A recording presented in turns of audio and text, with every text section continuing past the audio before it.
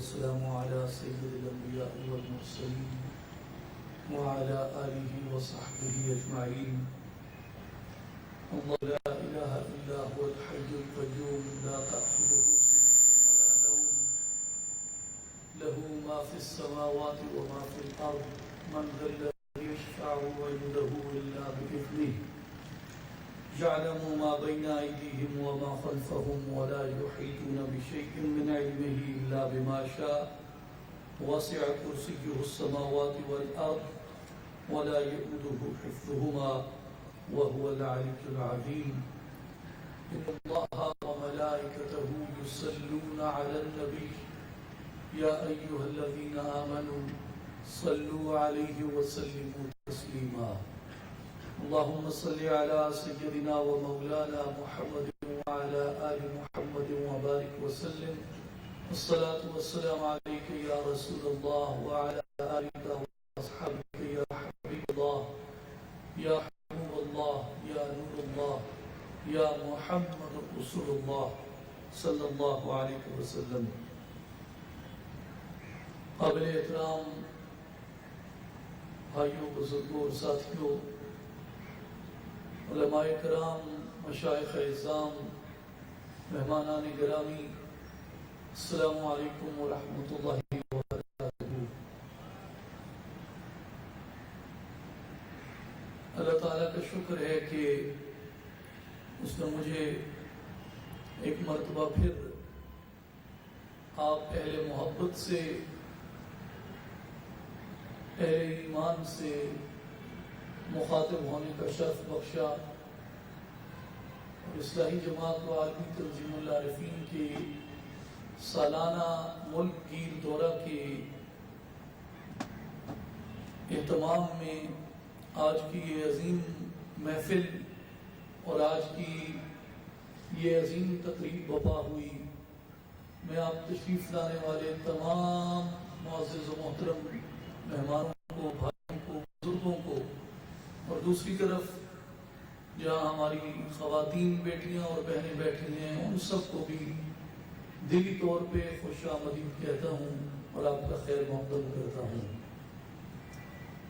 میرے بھائیوں، اس وقت میں ہمارے لیے اور ہمارے ایمان کے لیے اور ہماری آئندہ جتنی بھی نسلیں ہیں ان کے لیے محفوظ ترین راستہ اللہ تعالیٰ کی آخری کتاب اور نبی آخر الزمان شہر اولاد صلی اللہ علیہ وآلہ وسلم کی سنت و شریعت کا ہے. بزرگان دین میں سے کئی بزرگوں سے منسوب اور منقول یہ فرمان عام طور پہ ان کی سوانح کی کتب میں گزرتا ہے کہ کئی بزرگ آج کے دن اگر کھانا کھاتے تو وہ آج کی پکی ہوئی روٹی کی بجائے گزشتہ کل کی بنی ہوئی روٹی کو ترجیح دیتے تھے اور اس کی اہمیت بیان کرتے ہوئے وہ یہ کہتے تھے کہ کل جو گزرا ہے وہ گزرا ہوا کل آج کی نسبت سرکار عالم صلی اللہ علیہ وسلم کے زمانہ مبارک کے زیادہ قریب ہے. اس لیے خیر اس میں ہے جو آقا عالم صلی اللہ علیہ وآلہ وسلم کے قریب ہو. وہ ایک لمحے کا فرق بھی ہو، وہ لمحے کی ایک کسر کا فرق بھی ہو. زمانے کے اعتبار سے وہ چیز افضل ہے، نسبت کے اعتبار سے وہ چیز افضل ہے. جس چیز کو سرکار عالم صلی اللہ علیہ وآلہ وسلم کا جتنا زیادہ قرب میسر ہے، جتنی زیادہ حضور کی طرف اسے قربت میسر ہے. آج 1441 ہجری ہے. لونر کیلنڈر کے مطابق آقا عالم صلی اللہ علیہ وآلہ وسلم سے ہم 1431 برس کی مسافت پہ ہیں، تقریباً لونر کیلنڈر کے مطابق 1500 برس کے لگ بھگ بنتا ہے، یعنی 50 برس ہو بیتیں گے، 60 برس ہو، یہ 1500 ہجری سال مکمل ہو جائیں گے۔ تو میرے دوستوں، اس زمانے میں، اس طوالت میں، اس عرصے میں ہم بطور امت کے کئی نشیب و فراز سے گزرے، فکریات کے میدان میں، عمل کے میدان میں، سیاست کے میدان میں، سلطنتوں کے بننے اور ٹوٹنے کے میدان میں، نظریات کے ابھرنے، بکھرنے، منتشر ہونے، جمع ہونے کے میدان میں، فقہ میں، حدیث میں، تفسیر قرآن میں، عقیدہ میں، شعریات میں، ہر اعتبار سے اس امت نے کئی نشیب و فراز دیکھے ہیں، لیکن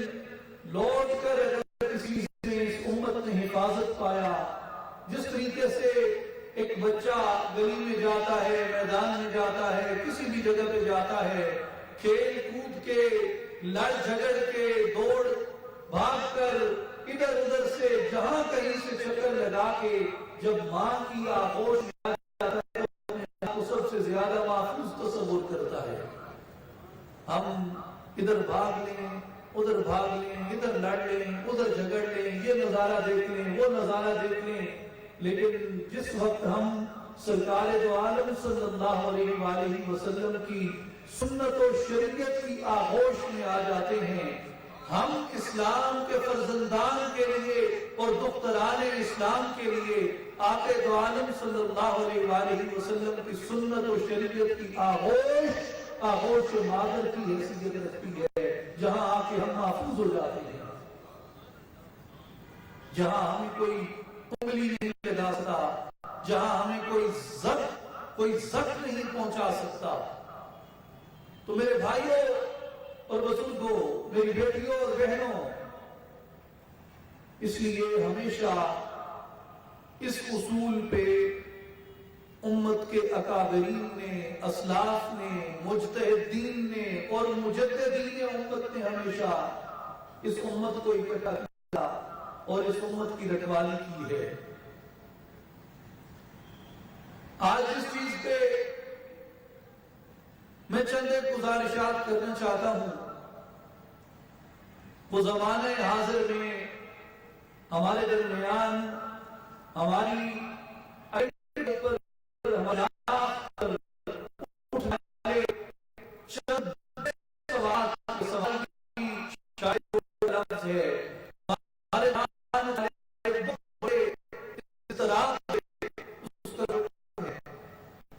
ہر ایک کی اپنی اپنی انٹرپریٹیشن ہے، ہر ایک اپنی آئیڈینٹی کے مطابق، اپنے چال چلن کے مطابق، اپنی معاشرتی مجبوریوں کے مطابق اس مسئلے کی تشریح کرتا ہے اور اس مسئلے کی توجیہ ڈھونڈتا ہے اور اس مسئلے کی تعویل کرتا ہے۔ لیکن یاد رکھیں، میری تعویل ہے، کسی کی تعویل اس کی اپنی تعویل ہے، لیکن اس کے متعلق جو اللہ کی پاک کتاب میں اور نبی کریم رؤوف الرحیم صلی اللہ علیہ وآلہ وسلم نے اپنی زبان مبارک سے جو احکامات صادر فرما دیے ہیں، ہمارے لیے وہی حجت کا درجہ رکھتا ہے۔ اللہ نے قرآن مجید میں فرمایا کہ یا ایھا الذین آمنوا قوا انفسکم واہلیکم نارا وقودھا الناس والحجارہ، اے اہل ایمان، اپنے آپ کو اور اپنے آپ کو اور اپنے گھر والوں کو اس آگ کا ایندھن بننے سے بچاؤ، اس آگ سے بچاؤ جس کا ایندھن لوگ ہوں گے اور جس کا ایندھن پتھر ہوں گے۔ صحیح بخاری میں روایت ہے، زید بن اسلم فرماتے ہیں کہ جس وقت یہ آیت آئی قوا انفسکم واہلیکم نارا، کہ اپنے آپ کو بچاؤ، صحابہ کرام نے رضوان اللہ علیہم اجمعین، انہوں نے سرکار دو کی بارگاہ میں آتی یا رسول اللہ صلی اللہ علیہ وسلم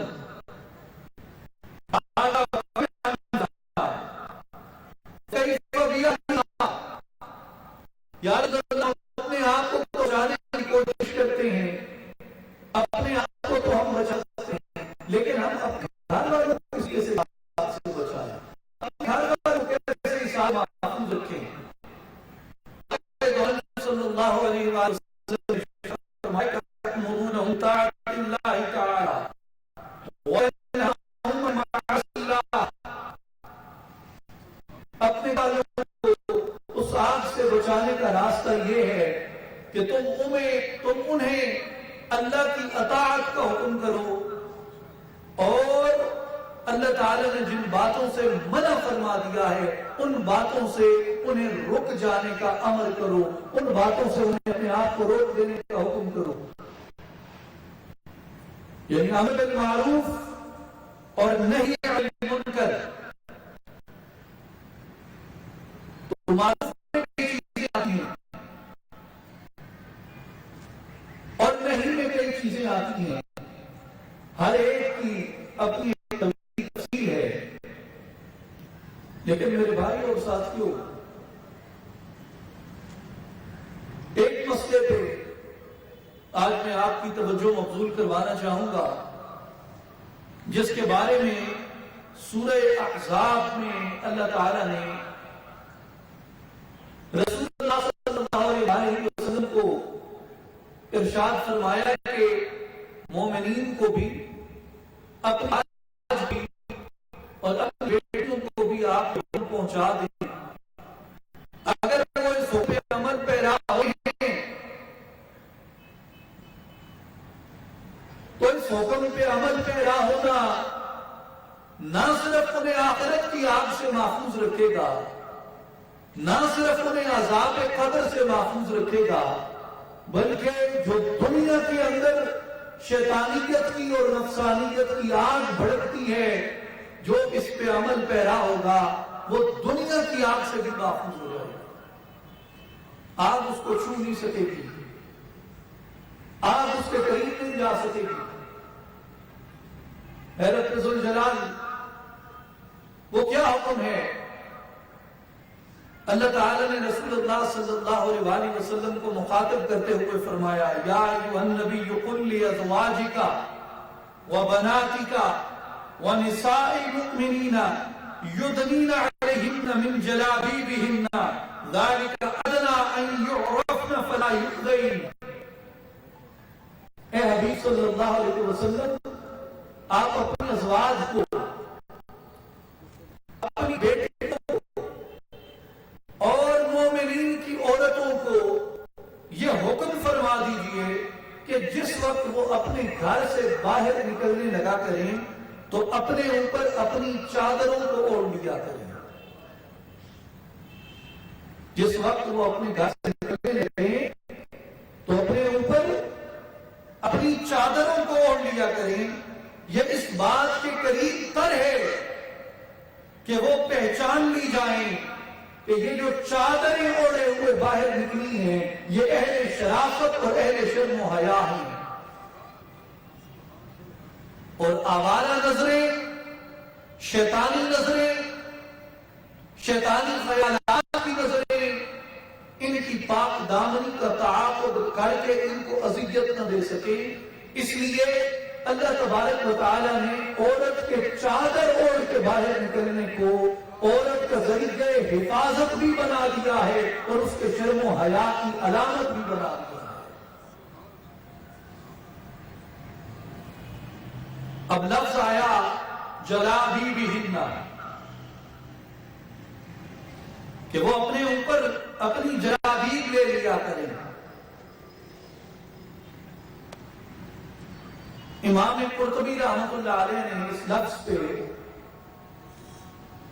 اپنی تحقیق پیش فرمائی کہ جلابیب سے مراد کیا ہے۔ وہ فرماتے ہیں کہ جلابیب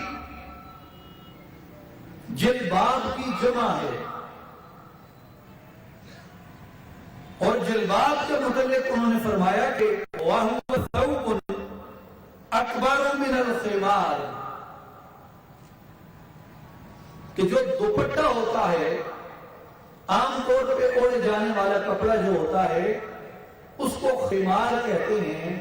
اور جسے جلباب کہتے ہیں وہ اس عام طور پہ گھر میں اوڑھے جانے والے کپڑے سے زیادہ بڑا ہوتا ہے۔ اور یہ میں وضاحت آپ سے حالانکہ قرآن کا حکم آ جائے تو اس کے بعد کسی دوسری تعویل کی ہمارے لیے مسلمان کے لیے ضرورت نہیں رہتی، لیکن آج کل سستی شہرت کمانے کے دین کے نام پہ بہت فتنے بپا ہیں، جن کا کوئی مقصد یہ ہے کہ وہ نام نہاد NGOs میں جدت اور جدیدیت کے نام پہ شہرت حاصل کر لیں۔ وہ مستشرقین کے ہاں نام نہاد ماڈرن انٹرپریٹیشنز کے ذریعے یہ شہرت حاصل کر لیں کہ ہم تو بڑے انلائٹنڈ ہیں اور ہم اس جدت کی بات کرتے ہیں، اور ہم اس طرح کی جو بندشیں مبنی وفا کر رکھی ہیں ہم اسے نجات کی بات کرتے ہیں۔ یہ فتنے آپ کو ٹی ویوں پہ بیٹھے ہوئے بیٹھے ہوئے یہ لوگ آپ کو نظر آئیں گے، اور وہ کہتے ہیں کہ ہاں اگر ایک عورت چادر لے کے چلتی ہے تو وہ اس کے لیے کافی ہے، لیکن جسے قرآن نے جلابیب کہا ہے اس جلابیب سے مراد کیا ہے؟ وہ فقط یہ چادر نہیں ہے جو عورت اپنے اوپر لے لیتی ہے، اپنے گھر میں شوہر کے سامنے، باپ کے سامنے، بھائی کے سامنے اپنے سر کے اوپر اوڑھ کے نکلتی ہے۔ بلکہ امام قرطبی رحمۃ اللہ علیہ نے یہ فرمایا ہے کہ وَهُوَ ثَوْبٌ أَكْبَرُ مِنَ الْخِمَارِ، جو جلباب ہے وہ عام دوپٹے سے بڑی چادر ہوتی ہے۔ اور اس پہ انہوں نے عبداللہ ابن مسعود رضی اللہ عنہ اور عبداللہ ابن عباس رضی اللہ عنہما ان سے مروی یہ لکھا ہے کہ جلباب سے مراد ردا ہے، اور ردا ایسی چادر کو کہتے ہیں جس میں تمام زینتیں چھپ جاتی ہیں۔ اور پھر انہوں نے فرمایا وَالصَّحِيحُ أَنَّهُ الثَّوْبُ الَّذِي يَسْتُرُ جَمِيعَ الْبَدَنِ، مگر جلباب کے بارے میں صحیح بات یہ ہے کہ جلباب ایسی چادر کو کہتے ہیں جو سر سے لے کے ٹخنوں تک سارے بدن کو ڈھانپتے، سارے بدن کا احاطہ کرتے، اسے جلباب کہتے ہیں۔ اور علامہ ابو البرکات محمود النصفی رحمۃ اللہ علیہ نے اپنی تفسیر میں فرمایا ہے کہ الجلباب ما یستر الکل مثل الملحفہ، کہ جلباب وہ چادر ہوتی ہے جو پورے جسم کو چھپا لے، جس طریقے سے لحاف پورے جسم کو چھپا لیتا ہے، جس طریقے سے ایک بڑا کمبل ہوتا ہے، جس طریقے سے ایک بڑا کمبل ہوتا ہے وہ پورے وجود کو ڈھانپ دیتا ہے، اس کو چھپا دیتا ہے، اسے اہل تفسیر کی نگاہ میں جلباب کہا جاتا ہے۔ اس سے معلوم ہوا کہ جس چادر کے اوڑھنے کا قرآن مجید نے حکم کیا ہے وہ محض اوڑھنی نہیں ہے، وہ محض دوپٹہ نہیں ہے، وہ محض کوئی ایک باریک شیفون کا کپڑا نہیں ہے کہ سر کر کے اگر عورت باہر آ جائے تو اس کا وہ حجاب کمر ہو جاتا ہے، بلکہ اس سے مراد چادر ہے، اس سے مراد وہ لحاف ہے جو سر سے ٹخنوں تک اس کے پورے وجود کو ڈھانپ دیتا ہے۔ اور جلالین میں یہ قول آیا ہے اس بارے میں کہ وَهِيَ الْمَلَاءَةُ الَّتِي تَشْتَمِلُ بِهَا الْمَرْأَةُ أَن يُرْخِينَ بَعْدُهَا عَلَى الْوُجُوهِ، کہ جلباب ایسی چادر ہے جو عورت کو ڈھانپے ہوئے ہوتی ہے اور اس کا کچھ حصہ اس کے چہرے پر بھی ہوتا ہے، یعنی اس کا چہرہ بھی اس چادر کے پیچھے بڑی حد تک چھپا ہوا ہوتا ہے۔ یہ جلباب ہے جس کا حکم اللہ تعالیٰ نے قرآن مجید میں حبیب مصطفیٰ شہر اولاق صلی اللہ علیہ وآلہ وسلم کو فرمایا کہ اے حبیب اپنی ازواج کو، اپنی بیٹیوں کو اور مومنین کی خواتین کو یہ حکم فرما دیجئے وہ اپنے اوپر جب اپنے گھروں سے نکلنے لگے تو اپنے اوپر جلباب اوڑھ لیا کریں، اس لیے کہ جلباب کو علامت شرم و حیا بنا دیا گیا ہے تاکہ شیطانی لائیں ان کا تعاقب کر کے ان کو اذیت نہ پہنچا سکیں۔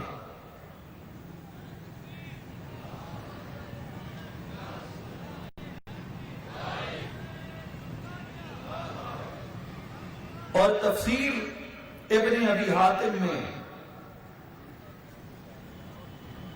امام ابن ابی حاتم نے عبداللہ ابن عباس رضی اللہ عنہما کا ایک قول نقل فرمایا ہے کہ امر اللہ نساء المؤمنین اذا خرجن من بیوتہن فی حاجت ان یغطین وجوہہن من فوق رؤوسہن بالجلابیب، کہ اللہ تعالی مسلمان خواتین کو یہ ہمارا ہے کہ جب وہ کسی ضرورت کے تحت، جب بھی وہ کسی ضرورت کے تحت، کسی حاجت کے تحت، کسی نہایت ضرورت سے اپنے گھر سے نکلیں، اپنے چہرے کو ڈھانپ لیا کریں جو انہوں نے اپنے سروں پہ اوڑھ رکھی ہو۔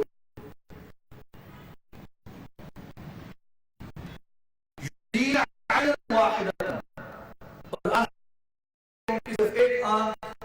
کھلی رہے جس سے وہ راستے کو دیکھ سکیں، اور آتے جاتے کو وہ اس میں اپنے لیے ایک راستہ بنا سکیں۔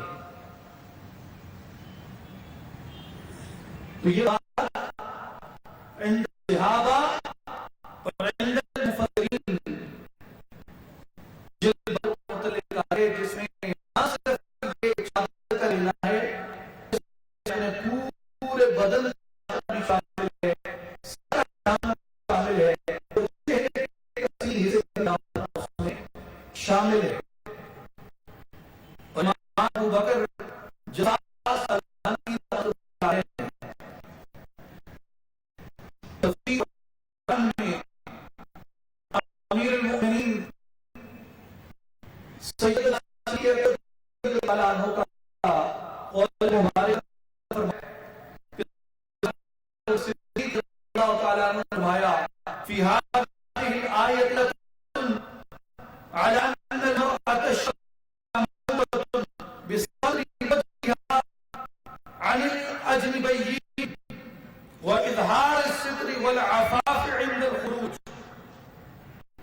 یہ آیت اس بات پر دلالت کرتی ہے کہ وہ جوان عورت کو حکم دیا گیا کہ وہ اجنبی مردوں سے اپنے چہروں کو چھپا کر رکھے، اور اس بات پر بھی مامور ہے کہ جب گھر سے نکلے تو گھر سے نکلتے وقت ستر کا اور عفت معانی کا پورا اہتمام کر کے نکلے، اس لیے کہ مشکوک افراد، یعنی مشکوک افراد سے جن کے دلوں میں شک ہوتا ہے، جن دلوں میں ڈر ہوا ہے، جن نظروں میں پانی نہیں ہوتی، بیٹی اور آزاد اور تاکہ ان کی نظروں سے ان پاک خواتین کے پاک چہرے محفوظ ہو جائیں۔ یہ سیدنا ابو بکر صدیق رضی اللہ تعالیٰ عنہ نے کہا۔ اس لیے میرے بھائیوں، جو باقی ہے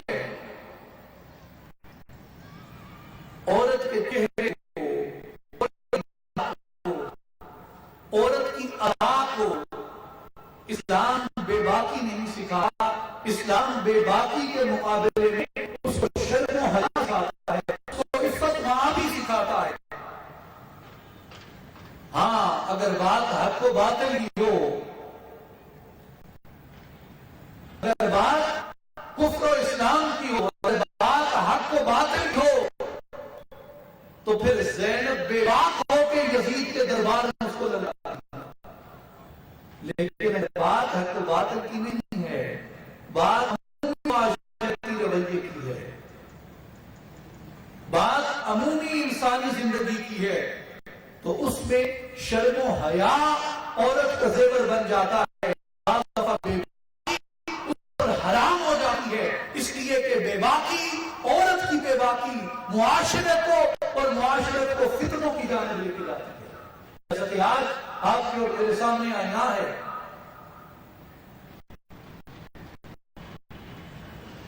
صحیح بخاری نکاح کی حدیث ہے، رسول اللہ صلی اللہ علیہ وسلم نے فرمایا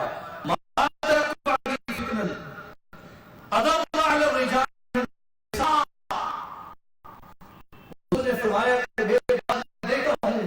کہ میری امت میں کوئی فتنہ اتنا سخت نہیں ہوگا جتنا کہ عورتوں کا فتنہ ہوگا۔ صحیح بخاری کتاب النکاح کی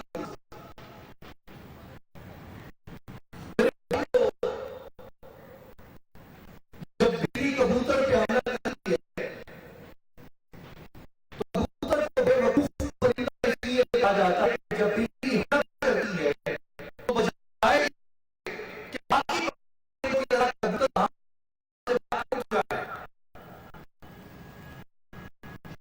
اٹھ جائے، جیسے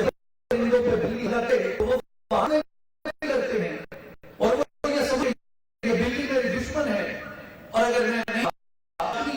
جگہ بدلا تو مجھے ہڑپ کر جائے، لیکن کبوتر بے وقوف ہے، اس لیے جب بھی حملہ کرتی ہے وہ اپنی آنکھ بند کے بیٹھ جاتا ہے اور تو یہ کہتا رہتا ہے کہ مجھے نہیں دیکھ رہی۔ تصور یہ آ رہا ہے کہ مجھے نہیں دیکھ رہی، بلی تو اس کو ہڑپ کرنے آ رہی ہے اور وہ آنکھیں بند کر کے یہ سمجھ کر کہ بلی مجھے نہیں دیکھ رہی، وہ بلی کا شکار بن جاتا ہے۔ میرے دوستوں اور بھائیوں، یہ بات آج ہماری ہے، معاشرت ہمارے سامنے ہے، محلے داریوں میں، ارد گرد میں، سوشل میڈیا پہ، اخبارات میں، ہماری معاشرت پوری طرح رہنا ہو کے ہاتھ سامنے ہے، لیکن ہم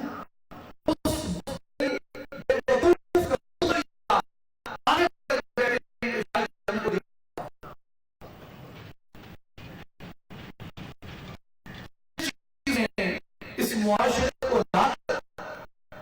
ہنستے بستے گھروں کو، ہنستے بستے اس معاشرے کو جس نے ایک جہنم پر رکھ دیا، دوزخ بنا کر رکھ دیا، بے محفوظ ہیں، محفوظ ہیں، نمائیں محفوظ ہیں، نبہویں محفوظ ہیں، اور بنت حقا ان آنکھوں کی تیزیوں کا، اس کی ہوس کا سب سے بدترین نشانہ ہے۔ کیوں ہے؟ اسے لانے میں، اسے یہاں کو لانے میں جہاں مردوں کی اندر کے کھوٹ کا، ان کے اندر کی ملاوٹ کا،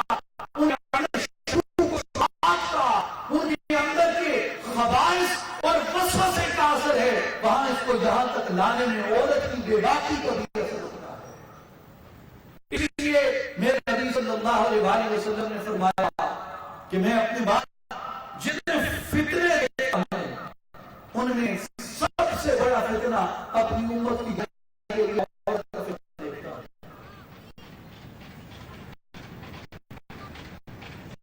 اس لیے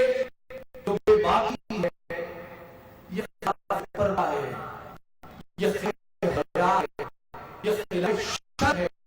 عورت کی آنکھ کا سرما، عورت کی آنکھ کی زینت بے، اور جسے جلواب کے آنکھ کی زینت ہیں وہ عام طور پہ گھر میں اوڑھے جانے والے کپڑے سے زیادہ بڑا ہوتا ہے، اپنے گھر میں ہوتی ہے تو اس پہ تان آپ سے عرض کرم قرآن کا حکم آ جائے، تان یہ لیا جاتا ہے کہ یہ محصور ہے، دوسری تعویل کی ہمارے لیے مسلمان کے لیے ضرورت نہیں رہتی، یہ اصیل ہے، لیکن یہ قیدی ہے، سستی شہرت کمانے کے دین کا بند ہے، یہ بند ہے، اور مرد کے بہتان ہے اس کے اوپر، اپنے خزانوں کا جہنم کھول دیا انہوں نے، جہاں پر وہ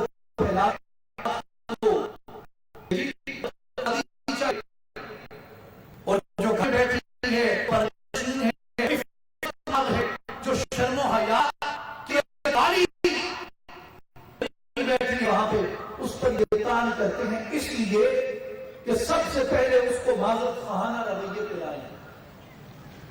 سب سے پہلے اس کے اندر یہ کمپلیکس پیدا کریں کہ معاذ اللہ یہ چار دیواری میرے لیے قفس کا درجہ رکھتی ہے۔ صحیح ابن حبان میں، جامع الترمذی میں، مصنف ابن ابی شیبہ میں، المعجم الاوسط میں محدثین نے روایت کیا سیدنا عبداللہ ابن مسعود رضی اللہ عنہ سے، رسول اللہ صلی اللہ علیہ وسلم نے فرمایا المرأة عورۃ، عورت سراپا پردہ ہے، وَإِنَّهَا إِذَا خَرَجَتْ مِنْ بَيْتِهَا اسْتَشْرَفَ الشَّيْطَانُ، جب وہ گھر سے نکلتی ہے تو یوں سمجھ لو کہ گھر سے نکلتے ہی شیطان اسے جھانک لیتا ہے، شیطان اسے پیچھے آتا ہے۔ وَإِنَّ أَقْرَبَ مَا تَكُونُ إِلَى اللَّهِ فِي قَعْرِ بَيْتِهَا، اور آقا پاک علیہ السلام نے فرمایا کہ عورت اللہ کے قریب ہوتی ہے جس وقت اپنے گھر کی چار دیواری کے اندر رہتی ہے۔ ایک چیز دینے، ایک ملامت گروں کی ملامت کے خوف سے یہ ثابت کرنے کے لیے کہ میں بڑی جدید ہوں، میں بڑی ماڈرن ہوں، ایکسپلائٹ ہو کے لوگوں کی باتوں سے جب وہ باہر نکلتی ہے تو میرے نبی جن کی زبان وحی ہے، جس کی ہر بات وحی خدا ہے، وہ نبی فرماتے ہیں صلی اللہ علیہ وآلہ وسلم کہ عورت اپنے گھر میں جب ہوتی ہے تو اللہ کے قریب ہوتی ہے، اللہ تبارک و تعالی کی رحمت کے قریب ہوتی ہے، لیکن جب وہ وہاں سے باہر نکلتی ہے تو وہ اپنے پیچھے شیاطین کو لگا لیتی ہے۔ میرے بھائیو، یہ ایسا فریب اس زمانے کے اندر جاری ہے جسے علامہ اقبال رحمۃ اللہ علیہ نے فرمایا تھا کہ تھا جو ناخوب بتدریج وہی خوب ہوا، کہ غلامی میں بدل جاتا ہے قوموں کا ضمیر، کہ جو اچھا ہوتا ہے وہ غیر اچھا بن جاتا ہے، وہ برا بن جاتا ہے، جو برا ہوتا ہے وہ اچھا بن جاتا ہے، اس لیے کہ غلامی کے اندر قوموں کا ضمیر تبدیل آتا ہے۔ تو ہمارے معاشرے کے اندر جو 200 سال کی برطانوی غلامی کا عہد تھا، اس نے ہماری معاشرت کو یوں برباد کر دیا کہ وہ پردہ جو عفت معابی کی علامت تھا، ہماری معاشرت میں ہمارے نام نہاد جدید لوگوں نے، ان مغرب زدگان نے انہیں کوشش کر کے معذرت خواہی پہ پہنچا دیا۔ میرے دوستو، حق کے معاملے میں کوئی معذرت خواہی نہیں ہوتی، حق بات پر کسی ملامت گر کی ملامت کا خوف نہیں کیا جاتا، حق بات پر کسی تانے دینے والے کے تانے دھرنے کی بجائے اللہ اور رسول کے نام پہ کام دھرا جاتا ہے۔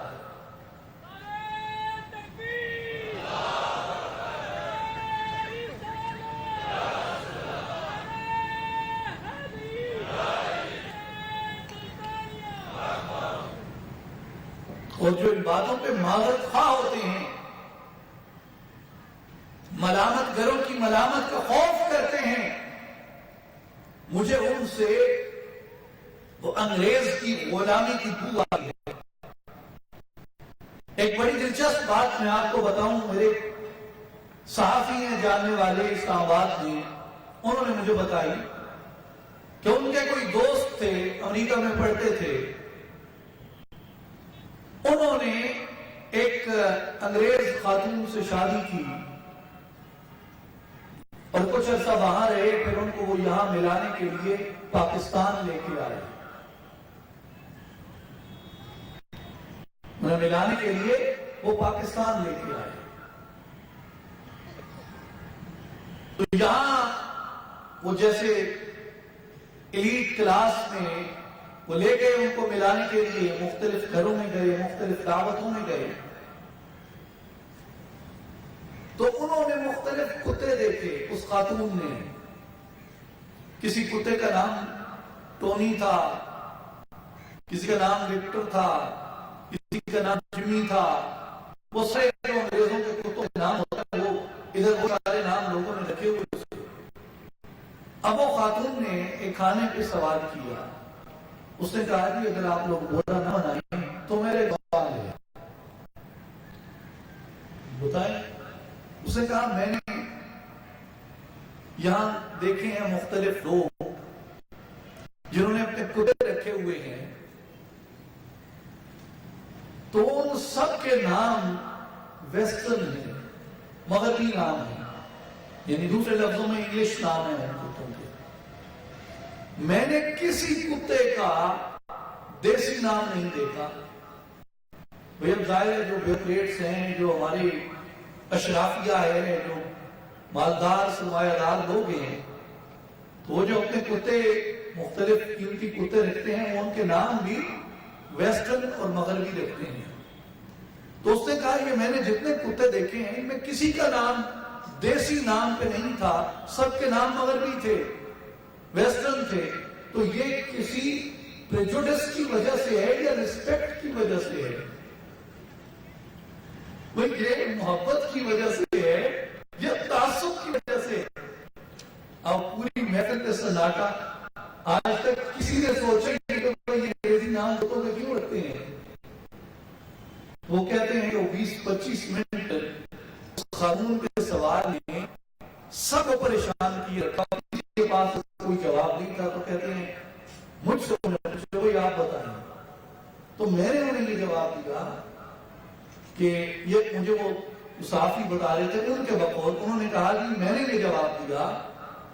کہ ہمارے ہاں کتے اس طرح کے رکھنے کا رواج نہیں تھا، زیادہ سے زیادہ جہاں بھیڑوں کا گلہ ہوتا تھا، جہاں مال مویشی ہوتے تھے، ادھر رکھوالی کے لیے لوگ کتا ایسا رکھتے تھے کہ جو چور ڈاکوں سے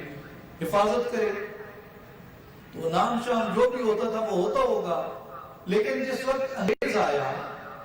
تو جو مختلف لارڈز تھے وہ کتے رکھتے تھے، اور ان کے کتوں کے نام بھی سارے ویسٹرن ہوتے تھے۔ تو ہماری جو یہاں کی اشرافیہ تھی، جو جاگیردار تھے، جو وڈیرے تھے، جو انگریزی کٹپتلی سیاستدان تھے، ان کے ہاتھوں کے کھلونے تھے، وہ وائسرائے کی، لارڈز کی، جنرلز کی، گورنرز کی خوشنودی حاصل کرنے کے لیے، ان کی دلجوئی کرنے کے لیے، ان کی نظروں میں اور باوقار بننے کے لیے یہ بھی کتے رکھتے، پھر وہ ایک دوسرے سے تبادلہ کرتے، وہ اس کو دیتا، وہ اس کو دیتا، وہ اس کو دیتا۔ تو یہ ہمارے ہاں جو روایت کتوں میں انگریزی نام رکھنے کی، یہ برٹش دور سے آ رہی ہے، ہم نے اس لیے دیسی نام کتوں کے کبھی نہیں رکھے۔ اب یہ آپ اپنی چھوٹی چھوٹی حرکات کو دیکھیں، اپنے معاشرے کی چھوٹی چھوٹی باتوں کو دیکھیں، آپ کو ان کے ڈانڈے وہ برطانوی غلامی کے عہد میں لے کے جاتے ہیں۔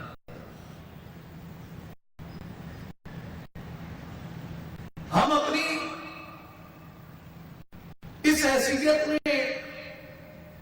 تو ان سے دور ہو گئے کہ ہم ان کی باضابطہ قانونی نہ رہے، لیکن آپ اگر اپنی معاشرت کو، اپنے کلچر کو اگر آپ غور سے دیکھیں تو پردہ کے متعلق مجھے یہی بات صادق ہو رہی ہے کہ ہماری معاشرت کے اسلامی معاشرے کے اندر پردہ عورت کا جزء لازم تھا۔ یعنی ابھی چند دن پہلے آٹومن آرکائیو میں بعض تصویریں نشر کی ہیں جن میں جو آخری خلیفہ جن کو ملک بدل کیا گیا، ترکی سے نکالا گیا، وہ جس وقت اپنی فیملی کے ساتھ اپنے شاہی محل سے باچے پہلے سے نکالے گئے، آٹومن فیملی دنیا کے چند بڑے رائلز میں سے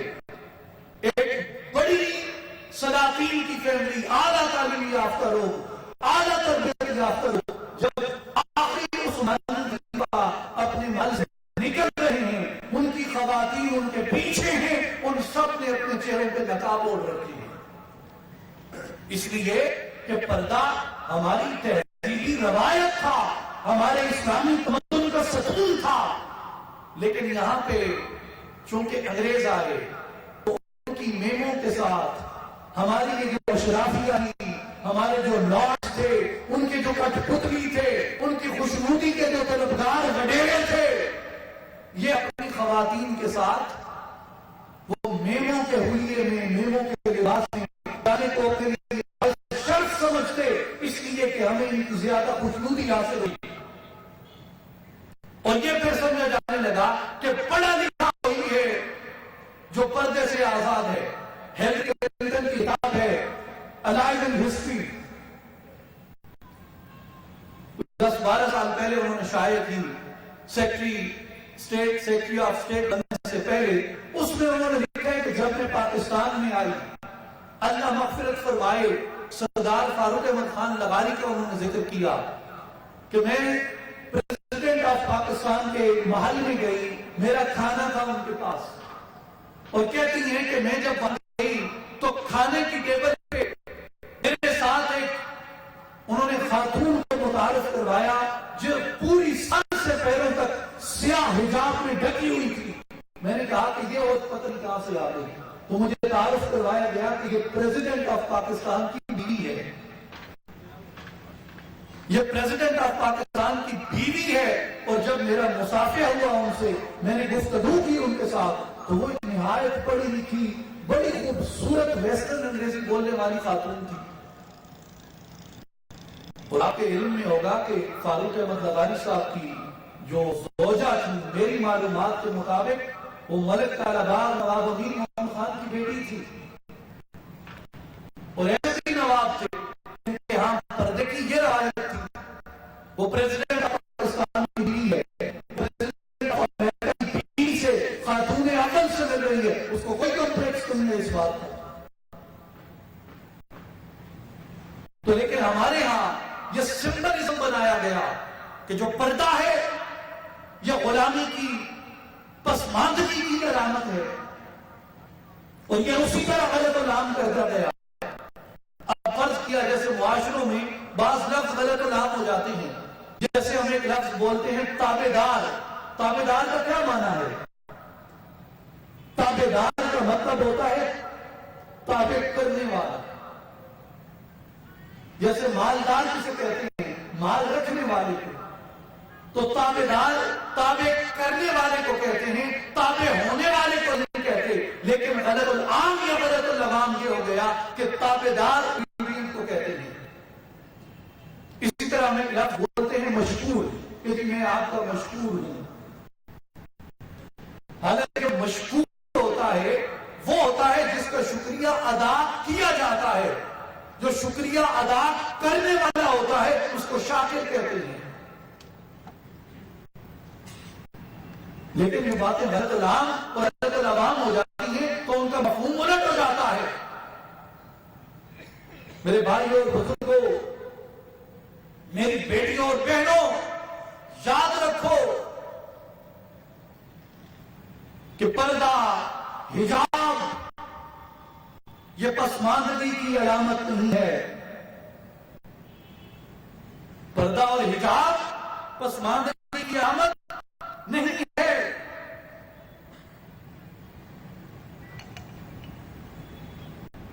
پردہ اور حجاب جہالت کی علامت نہیں ہے. پردہ اور حجاب قدامت پرستی کی علامت نہیں ہے. پردہ اور حجاب بستی کی علامت نہیں ہے. پردہ اسلامی تمدن کا ستون ہے. پردہ بیٹیوں کی عزتوں کا ہے. پردہ شیطان کے مکر و فریب کے اوپر ضرب حیدری ہے. پردہ جہالت کی نہیں, عفت معابی کی علامت ہے. پردہ شرافت کی علامت ہے. پردہ غیرت و حمیت کی علامت ہے. پردہ شرم و حیا کی علامت ہے. پردہ بلند بلند اخلاقی اقدار کی علامت ہے، پردہ اہل عزت کی علامت ہے، پردہ اہل وقار اور اہل توقیر کی علامت ہے، پردہ آدم شریف خاندانوں کی علامت ہے، پردہ انسانوں کی ماں سیدہ حوا کی بیٹیوں کی عصمتوں کی حفاظت کی علامت ہے، پردہ نیکی اور خیر کے غلبے کی علامت ہے، پردہ بدی برائی اور شر کی شکست کی علامت ہے، پردہ حلال اختیار کرنے اور حرام کو مسترد کرنے کی علامت ہے، پردہ پاک چہروں کو شیطان نظروں سے محفوظ کرنے کی علامت ہے، پردہ ام عیسیٰ سیدہ مریم صلی اللہ علیہ کی پاک دامنی آدھوا کی علامت ہے، پردہ صاحب حیات مان سیدہ عثمان بن عفان کے فیضان کی علامت ہے، پردہ عدالت فاروقی کے عدل کی علامت ہے، پردہ صحابہ کرام صحابیات سے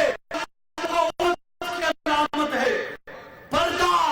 مصطفیٰ کریم کے دین سے وفا کی علامت ہے، پردہ حسن و حسین کی غلامی کی علامت ہے، یاد رکھو مسلمانوں، پردہ سیدۃ النساء سیدہ فاطمہ الزہرا نسبت محبت کی علامت ہے، اور پردہ زندگی اور شکست کی علامت ہے۔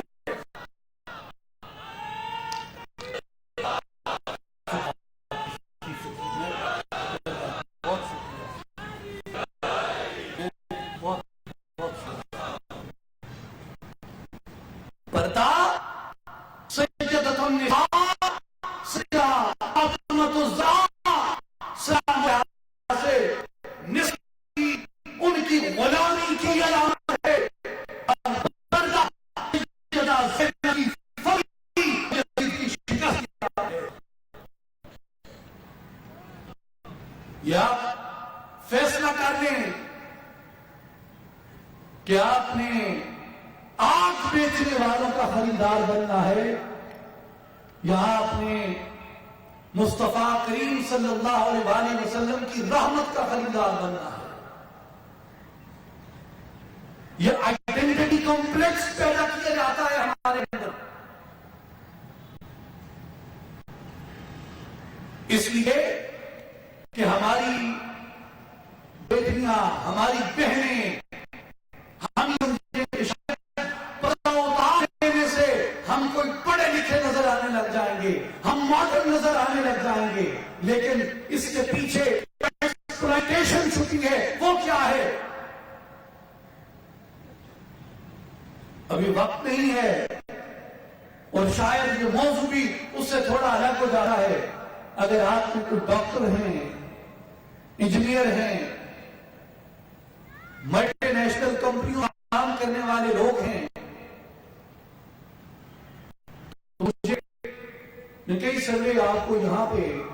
ریفر کر سکتا ہوں کہ یہ جو good looking woman at workplace کا کانسیپٹ ہے، کیا یہ ایکسپلائٹیشن نہیں ہے؟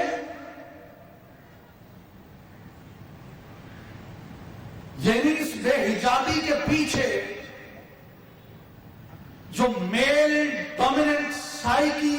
کی ایکسپلائٹیشن چھپی ہے، ہم اسے دیکھنے میں کیوں تذبذب کا شکار ہوتے ہیں، اور کیوں ہم کھل کر نہیں کہتے کہ یہ سارے وہ سٹینڈرڈز ہیں جو کسی بھی طرح مردوں کی جسی تسکین کرتے ہیں، جس کے لیے وہ اس کو اپریشیٹ کرتے ہیں، وہ ایسے لوگوں کو آگے آتے ہیں۔ اپنے موقف سے، اپنے اصول سے سرنڈر کر کے آپ دنیا میں اپنا کوئی نام، کوئی مقام، کوئی منزل، کچھ بھی پیدا نہیں کر سکتے۔ یہاں ایسے لوگ ملتے ہیں، انسان کو حیرت ہوتی ہے، جو پردے کے حجاب کے خلاف کیمپین کرتے ہیں، خلاف کیمپین کرنے کا مطلب ہے شرم و حیا کے خلاف کیمپین کرنا. پردے کے خلاف کیمپین کا مطلب ہے شرافت کے خلاف کیمپین کرنا. پردے کے خلاف کیمپین کرنے کا مطلب ہے دین اور اسلام کے خلاف کیمپین کرنا. پردے کے خلاف کیمپین کا مطلب ہے سیدۃ النساء سیدہ فاطمہ الزہرا کے خلاف، ام المؤمنین حضرت عائشہ کے خلاف، ام المؤمنین خدیجہ الکبریٰ کے خلاف کیمپین کرنا. وہ عفت مآب خواتین تھی، پردہ ان کی علامت ہے، حجاب ان کی نشانی ہے. میں جب اپنی بیٹی کو حجاب پہناتا ہوں، میں یہ نیت کر کے پہناتا ہوں کہ قیامت کے دن اسے سیدۃ النساء کے ساتھ اٹھنا نصیب ہو. اور جو اسے چھوڑنا چاہتا ہے پھر وہ اپنی بیٹی کے سر سے یہ دعا کر کے دوپٹہ اتارا کرے کہ یہ قیامت کے دن کسی ماڈل یا کسی ایکٹریس کے ساتھ اس کا حساب کیا جائے. کر لیں اپنا فیصلہ، کون کیا جزا یا کون کیا سزا لینا چاہتا ہے. اس لیے میرے دوستوں اور ساتھیوں، میرے بھائیوں اور بزرگوں، جو ہماری معاشرت ہے، ہمیں اپنی معاشرت کا کوئی کمپلیکس نہیں ہونا چاہیے. اور آپ کے علم میں ہے یہ پردہ اسلام کی علامت بن گیا 21ویں صدی کے اندر. دیکھتے دیکھتے یہ پردہ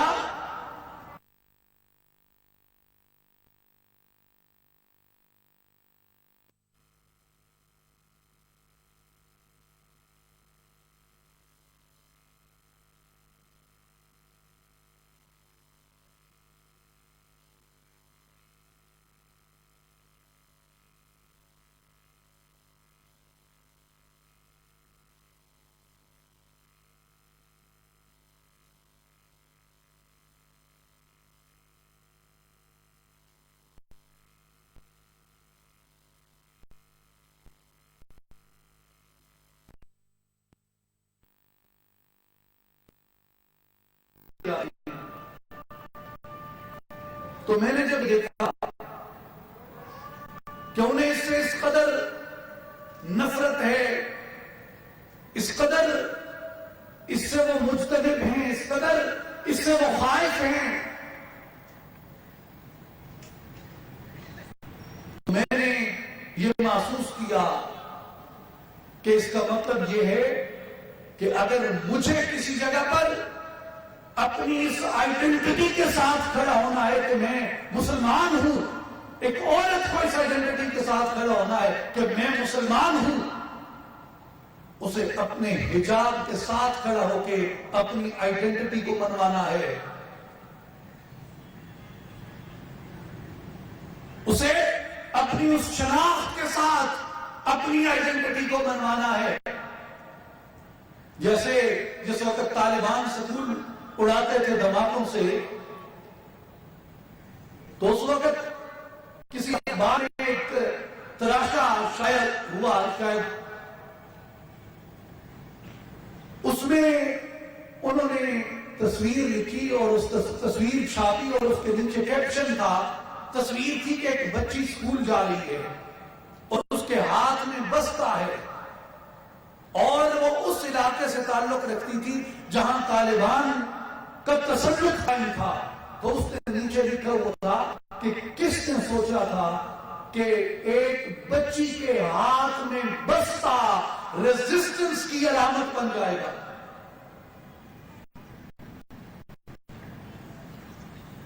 تو میں کہتا ہوں کہ یہ کس نے سوچا تھا ہماری تاریخ کے اندر کہ حجاب اوڑھنا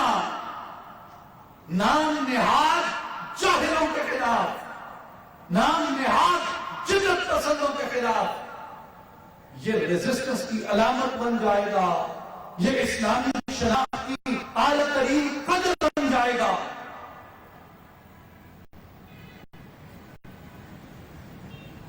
میرے بھائیوں، اس لیے کبھی بھی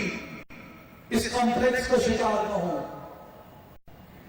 اس کے معذرت خواہانہ رویہ اختیار نہ کریں. اور جب کوئی میری بیٹی کے، میری بہن کے حجاب پہ سوال کرے کرے تو آپ اسے مغرب میں بسنے والی ان بیٹیوں کی مثال دیں جو ظلم سہتی ہیں، جبر سہتی ہیں، ڈسکریمنیشن سہتی ہیں، جاب سے نکالی جاتی ہیں، اسکولوں سے نکالی جاتی ہیں، یونیورسٹیوں سے نکالی جاتی ہیں، لیکن اپنی اس آئیڈینٹی کے لیے وہ اپنی جنگ لڑ رہی ہیں۔ ہم ان کے معاون و مددگار نہیں بن سکتے تو ہمیں ان کا دشمن تو نہیں بننا چاہیے، ان کی پیٹھ میں خنجر تو نہیں گھونپنا چاہیے۔ اور یہ مادر پدر آزاد مغربی طرز معاشرت جس میں ماں بہن بیٹی کی کوئی تمیز باقی نہیں، رشتوں کا کوئی احترام باقی نہیں، ان کا تمام تر زندگی کا حاصل حصول سیکسول ایکسپلائٹیشن کے اوپر ہے۔ اور ہم یہ سمجھتے ہیں کہ شاید انہوں نے ہم سے خدا نخواستہ کوئی تہذیبی ترقی کر لی ہے یا تہذیب کے میدان میں وہ ہم سے آگے نکل گئی ہے، جبکہ قرآن مجید کا فلسفہ اس سیکشل ایکسپلائٹیشن کے مقابلے میں یہ ہے کہ سیکشل ایکسپلائٹیشن کو پڑھنے سے روکا جائے، اسے منیمائز کیا جائے، اور اس سے حسن معاشرت قائم ہوگا، اس سے حمیت قائم ہوگی، اس سے غیرت قائم ہوگی، اس سے شرم و حیا قائم ہوگا، اس سے شرافت قائم ہوگی۔ مثلا سورہ نور میں اللہ تعالیٰ نے ایک حد احتیاط بیان فرمائی ہے، کمال کی حد احتیاط ہے۔ اگر اس حکم کو فی نفسہ ہی آپ پورا غور کریں یا نہ کریں، لیکن اس کے پیچھے جو حکمت پنہا ہے وہ دل و دماغ کے دریچوں کو روشن کر دیتی ہے، کھول دیتی ہے۔ اللہ تعالیٰ نے ارشاد فرمایا کہ وَلَا يَضْرِبْنَ بِأَرْجُلِهِنَّ لِيُعْلَمَ مَا يُخْفِينَ مِنْ زِينَتِهِنَّ۔ عورتوں کو فرمایا کہ اے میرے محبوب صلی اللہ علیہ وسلم کی امتی بیٹیوں، مومنین کی نساء، یاد رکھو جب زمین پہ چلو تو اتنی زور سے پاؤں نہ مارو زمین پہ کہ جس سے تمہاری پوشیدہ زینتیں ظاہر ہو جائیں، یعنی جیسے پاؤں پازیب پہنی ہوتی ہے خاتون نے، تو اس کے لیے یہ حکم ہے کہ جب وہ چلے تو اب جو زیور ہے یہ زینت ہے، اور جو زینت ہے یہ فقط محرم رشتوں پہ عیان کی جا سکتی ہے، باقی سب پہ پنہا کرنے کا حکم ہے۔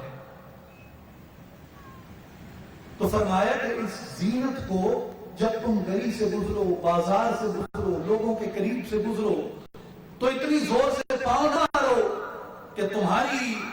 جو پازیب کی آواز ہے وہ کسی کے اندر ایکسپلائٹیشن کا جذبہ پیدا کرے، یعنی اتنی آواز جو ایسی ایکسپلائٹیشن پہ ابھارے۔ حکمت اس کی یہ ہے کہ اس سے مردوں کے اندر وہ نفاق طلوع ہوتا ہے، وہ خباثت زور پکڑتی ہے جسے نفس اور شیطان قوی کرنے کی کوشش کرتی ہیں، اور ان کے خیالات بھٹکنے لگتے ہیں، اور جب ان کے خیالات بھٹکنے لگتے ہیں وہ گناہوں میں مبتلا ہوتے ہیں، اور بالآخر اگر یہی سامنے جاتی ہوئی خاتون ان کے ظلم کا نشانہ نہ بھی بنے تو بھی جب تک وہ اپنی ہوس کو مٹا نہیں دیتا تب تک وہ رکتا نہیں۔ تو اس کی ہوس کو روکنے کا ایک طریقہ یہ ہے کہ اس کے لیے جو ایکسپلائٹیو فورس کے طور پہ جو چیزیں کام کرتی ہیں ان کو منیمائز کیا جائے تاکہ شرم و حیا، شرافت یہ فروغ پائے۔ علامہ قرطبی رحمۃ اللہ علیہ نے اس سے یہ فرمایا ہے کہ اللہ تعالیٰ کے اس فرمان مبارک کی حکمت یہ ہے کہ جب عورت چلے تو اپنا پاؤں زمین پر نہ مارے تاکہ اپنی پازیب کی آواز کو سنائے. اور پازیب کی آواز جو ہے یہ زینت کو ظاہر کرنے کی طرح ہے، اور مقصود جو ہے وہ پردہ کرنا ہے. اور فرمایا کہ وہ من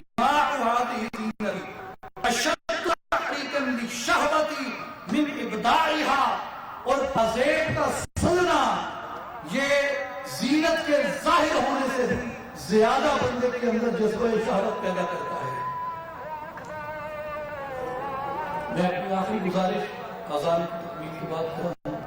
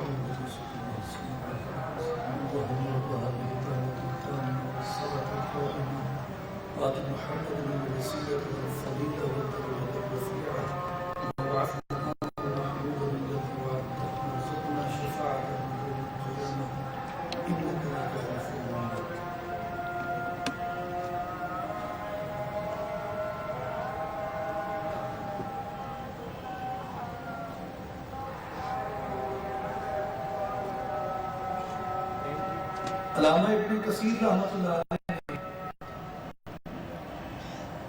اپنی تفسیر میں اس قول کے متعلق فرمایا ہے کہ جب زمانہ جاہلیت تھا تو زمانہ جاہلیت میں عورتیں اپنے گھروں سے،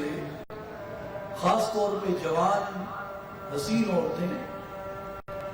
اپنے گھروں سے پازیبیں پہن کے نکلتی، اور مردوں کا جہاں ہجوم ہوتا اس ہجوم کے قریب سے جب گزرتی تو ان کی توجہ حاصل کرنے کے لیے اپنے پاؤں زور سے زمین پہ مارتی تاکہ وہ ان کی جانب متوجہ ہو جائے. تو اس لیے فنہ اللہ المؤمنات عن مثل ذلك، تو اللہ تعالیٰ نے مومن عورتوں کو عہد جاہلیت کی اس رسم سے منع فرمایا کہ تم مردوں کی توجہ حاصل کرنے کے لیے اس طرح کی اوچھی حرکتوں سے باز رہو. یہ اس کی ایک حکمت انہوں نے بیان فرمائی. اس سے معلوم ہوتا ہے کہ اگر آپ کسی کو بھی دیکھیں جو دوسرے مردوں کی توجہ حاصل کرنے کے لیے، جو اس کے غیر محرم ہیں، ان کی توجہ لینے کے لیے، ان کی اٹینشن لینے کے لیے، ان کو اٹریکٹ کرنے کے لیے، ان کو اپیل کرنے کے لیے اگر کوئی اپنی زینتوں کو اس طرح سے ظاہر کرے، جیسا کہ آج کل آپ سوشل میڈیا وغیرہ پہ دیکھتے ہیں، انٹرٹینمنٹ میڈیا پہ آپ اس کو عام دیکھتے ہیں،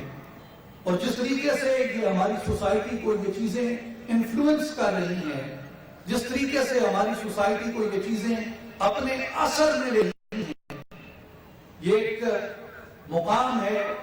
سوچنے کا اور اپنے مستقبل کے لیے فیصلہ کرنے کا کہ آپ کبھی بھی کسی کو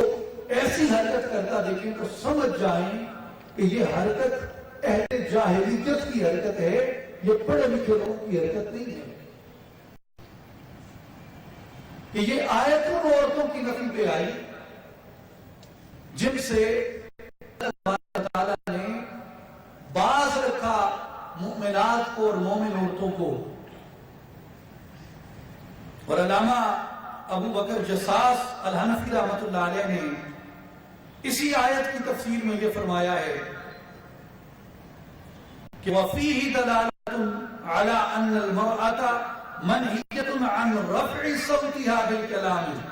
بِحَيْثُ يَسْمَعُ ذَلِكَ الْأَجَانِبُ کہ اسی آیت میں یہ دلیل ہے کہ عورت کو اتنی بلند آواز کے ساتھ کلام کرنے سے بھی منع کیا گیا کہ جس سے وہ اجنبی مردوں کو اپنی جانب راغب کر سکے، کیونکہ پازیب کی آواز سے اس کی اپنی آواز وہ زیادہ بنا ہے. وَلِذَلِكَ قَرِهَ أَصْحَابُنَا أَذَانَ النِّسَاءِ اسی وجہ سے ہمارے اکابر علماء نے عورت کی اذان کو مکروہ ہے. نعرہ تکبیر، نعرہ رسالت، نعرہ خلافت، نعرہ حیدری، نعرہ غوثیہ، نعرہ سلطانیہ، نعرہ سلطانیہ، حضور جانشین سلطان الفقر رخی سلطان محمد علی صاحب، نعرہ سلطانیہ. تمام احباب شوق و محبت سے اپنے مقام پر تشریف رکھیں. محفل اپنے اختتامی مراحل میں ہے. خوش بختی ہے کہ ہمارے مرشد، ہمارے قائد جانشین سلطان الفقر سرپرست صحیح امام وعالم تنظیم العارفین حضرت سخی سلطان محمد علی صاحب، سجادہ نشین آستانہ عالیہ حضرت سلطان محمد عبدالعزیز، دربار عالیہ سلطان العارفین حضرت سلطان باہو رحمۃ اللہ علیہ، آپ مسند صدارت کے جو فرما ہیں. ہمارے لیے آپ کا وجود مسعود وہ غنیمت ہے کہ آپ کے فیضان سے، آپ کی تربیت سے یہ جتنی ہم نے گفتگو کی ہے، الحمدللہ آج ہزاروں لاکھوں فرزندان اسلام اور دختران اسلام اس اخلاق کی، عمل کی تربیت کے حلقہ بگوش ہیں. اور یہ فیضان سلطان العارفین حضرت سخی سلطان باہو رحمۃ اللہ علیہ کے فیضان کے زندہ ہونے کی دلیل ہے. یہ اسلام کے زندہ ہونے کی دلیل ہے. اور آخر میں امام بکر جساس فرماتے ہیں کہ وَهُوَ يَدُلُّ أَيْضًا عَلَى حَرْمِ النَّظَرِ إِلَى وَجْهِ أَهْلِ الشَّهْوَةِ إِذْ كَانَ ذَلِكَ أَقْرَبَ إِلَى الرِّيَبَةِ وَأَوْلَى بِالْفِتْنَةِ. اور اسی طرح اس کے نظر کی ممانعت یہ اس لیے کہ یہ شک اور فتن کے قریب ہے. ہر وہ چیز جس سے شک بڑھے، جس سے فتنہ بڑھے، اسی کی میرے بھائی جہاں عورت کو اسے پاؤں آہستہ کرنے کا حکم ہے. اس کی تیزی آواز، اس کی پازیب آواز وہ ایسا بنے جس سے معاشرے میں فتنہ پھیلے، جس سے معاشرے میں فساد پھیلے، جس سے معاشرے میں شک پھیلے، جس معاشرے میں پھیلے. دین کو اس سے منع کرتا ہے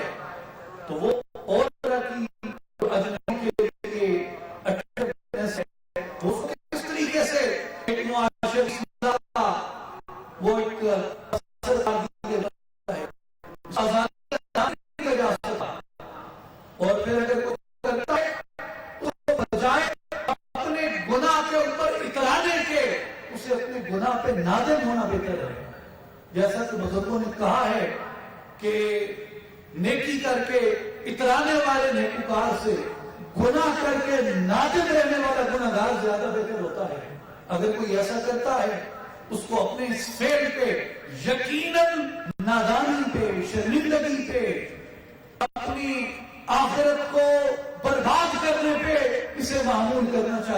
اور ایسے اعمال سے اسے اجتناب کرنا چاہیے. اور جو حیادار عورتیں رہتی ہیں وہ خوشی ہو یا غم ہو وہ اپنے حیا کو نہیں لٹانے دیتی. سنن نبی